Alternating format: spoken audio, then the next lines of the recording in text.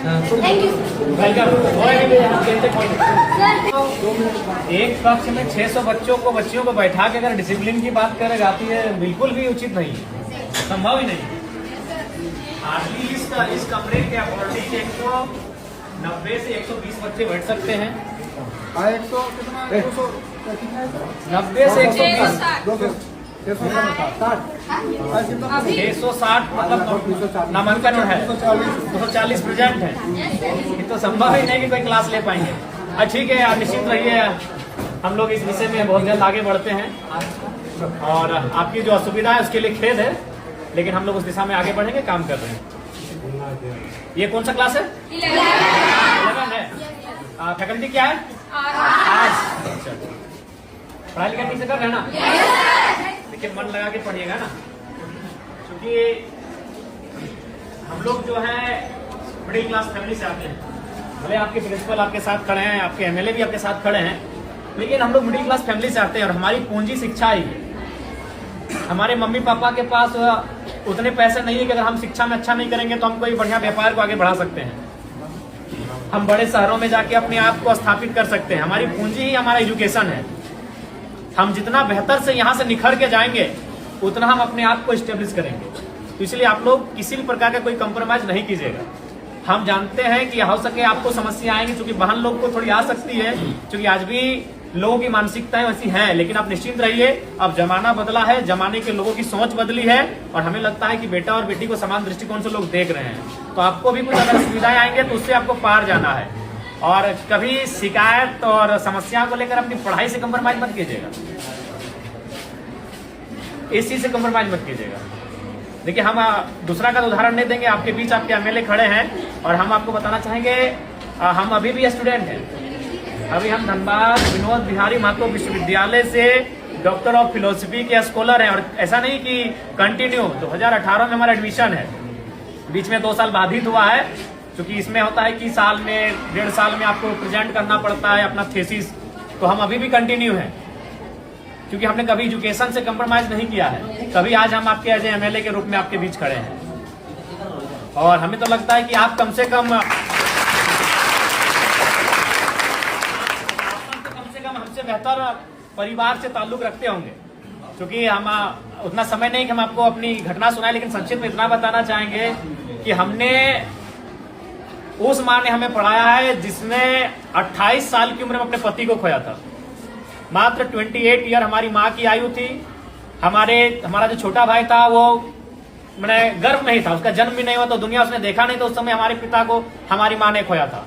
उसी साल हमारे दादाजी का भी देहांत हुआ था और ठीक उससे 2 साल पहले हमारी एक बहन और एक भाई, और उससे ठीक 1 साल पहले 1.5 साल पहले हमारे एक बहन का भी डेथ हुआ था।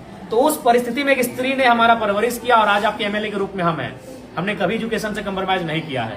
आज भी हम स्टूडेंट हैं, आज भी हम स्कॉलर हैं। इसीलिए आपको आपके एमएलए ये संदेश देना चाहेंगे कि किसी भी परिस्थिति में आप अपनी पढ़ाई से समझौता नहीं कीजिएगा। यही आपकी पूंजी है, क्योंकि आपके माता पिता अगर सक्षम है तो अच्छी बात है, हम भी शुभकामना देते हैं कि आप बहुत सक्षम हो। लेकिन ये अधिकांश ये सत्य है कि हम लोग मिडिल क्लास फैमिली से आते हैं और हमारी पूंजी पैसा नहीं है, हमारी पूंजी एजुकेशन है। आप जितना यहाँ से निखर के जाएंगे उतना बेहतर आपका भविष्य होगा। इसीलिए कंप्रोमाइज बिल्कुल मत कीजिएगा।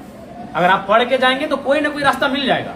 अगर आप जमाने के अनुसार अपने आप को बनाएंगे तो कोई ना कोई रास्ता मिल जाएगा। अगर दुनिया में इतने लोग हैं तो उतना रास्ता भी है, लेकिन आप अपने आप को उस युग रखोगे तब ना।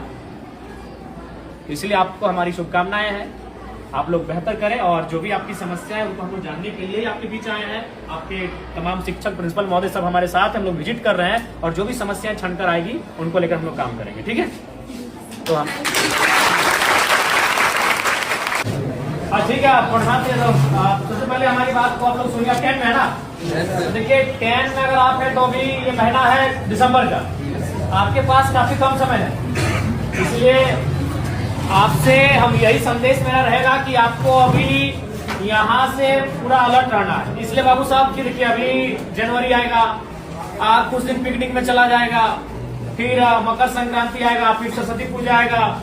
तो हमारे पास अगर देखा जाए तो काफी कम समय है और आप अभी उस मुकाम में हैं जहां अपने आप को बढ़ाएंगे। इसलिए यहाँ से आप एक भी दिन अब इसके बाद ढील मत कीजिएगा। और एक बात, आप जो अभी तक पढ़ाई हुआ है, जैसी बात है, सर लोग मेहनत किए, आप लोग पढ़े हैं, बहुत सारी चीजों को आप जाने हैं, उसको आप प्रैक्टिस कीजिएगा, रिवाइज कीजिएगा। जो चीजें अगर चूंकि अभी 10 में क्या है कि 10 के जो चूंकि इसके बाद जब आप कॉलेज जाएंगे तो वहाँ एक्सपीरियंस दिखेगा, लेकिन अभी आप ज्यादातर रट के याद करते हैं।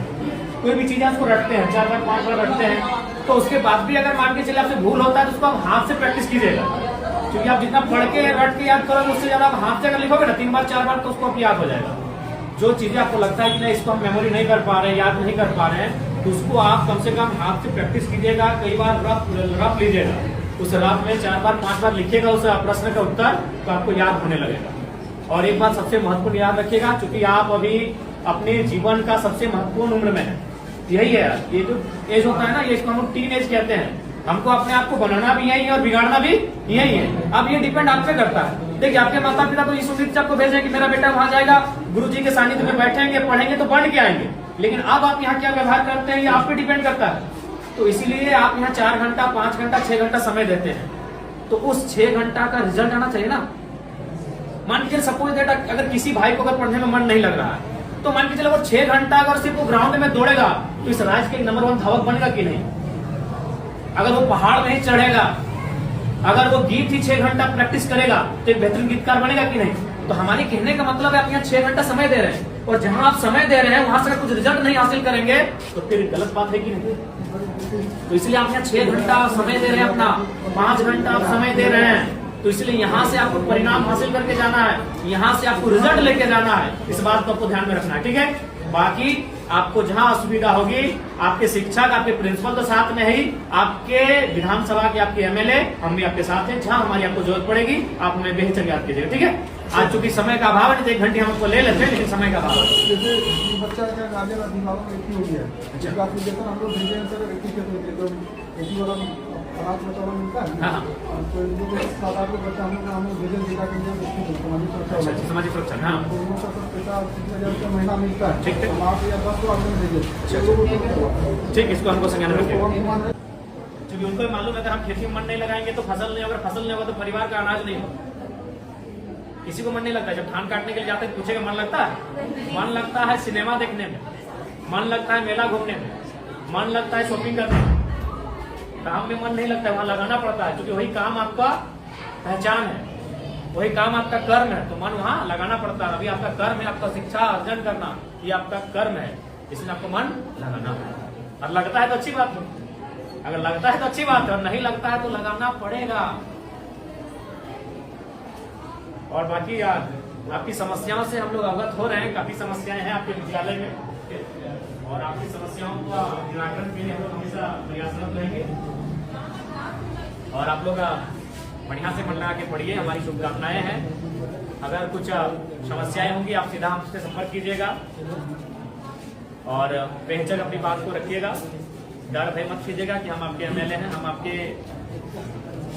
एक सहयोगी के रूप में आपको दिशा पथ प्रदर्शक के रूप में आए हैं। आप बेहिचक हमें याद कीजिएगा, ठीक है। और एकदम मन ध्यान लगा